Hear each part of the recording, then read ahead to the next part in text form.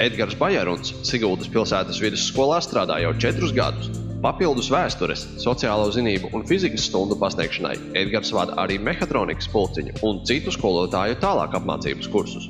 Es gribētu panākt, kad mainās izpratne, teiksim, par atsevišķiem priekšmetiem, tas, kas tajos tiek darīts, un teiksim, tā pati vēsture, ka mums īstenībā vēsture nav priekšmets, kas ir tikai caur kladīti, caur lekcijām, bet īstenībā, ka vēsture ir aktīvs priekšmets, kuru var darīt, var izmantot tehnoloģijas.